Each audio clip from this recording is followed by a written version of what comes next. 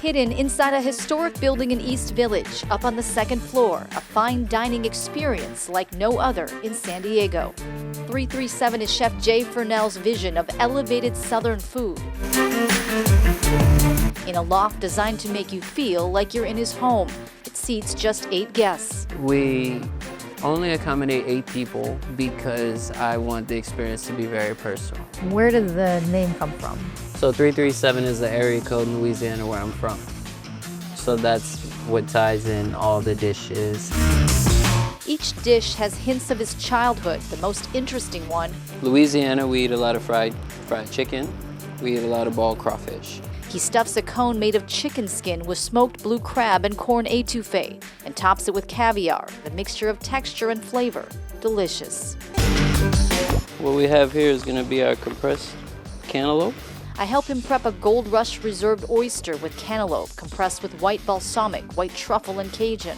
And we'll finish it off with this lemongrass and ginger foam.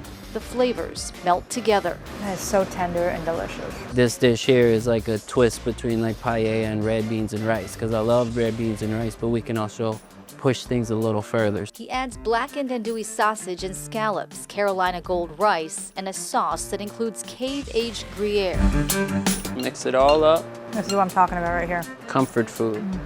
There's like a saying in Louisiana, when you make stuff like this, you always make a little extra, just in case someone stops by.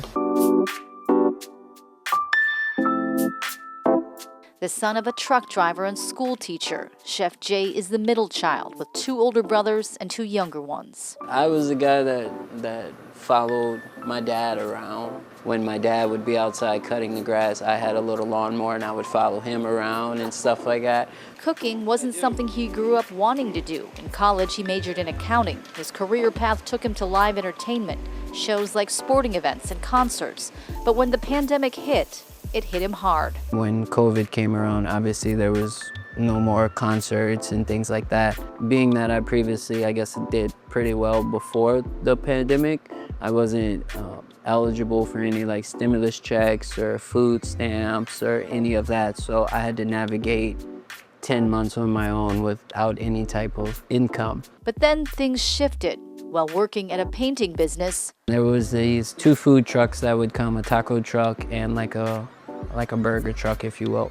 But the food was not good. So eventually I started making my own lunch. So I would cook dinner the night before and just make extra and bring it with me. And I would be in the office heating up my lunch and people would smell it or see it. And then eventually people started asking if they could buy some. So then that turned into a thing. And then the whole idea came about. He began holding private dinners for guests in his own home. Was it weird having like strangers in your house? Every week. Now, Open Table kind of links a profile picture with a name so you can kind of get an idea of the person ahead of time. But when we first started off, that was not the case. It was just, you know, John Smith, party of 4, and you had to just hope that John Smith, party of 4, was a cool guy, you know? After he and his wife had their first child, they moved the restaurant out of their place. At that point, he'd already captured the eye of some very well-known San Diegans, whom he prefers not to name.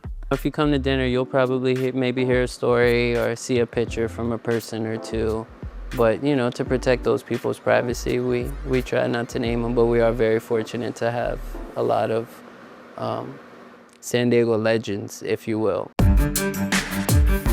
Our final dish, his signature dessert, fresh beignets. I wanted to devour all of them. 337 books out months in advance. Chef Jay amazed at where this journey has taken him. Did you ever imagine this would be what your life was like? No, not at all. But I wouldn't have it any other way. Kelly Hessedal, CBS 8.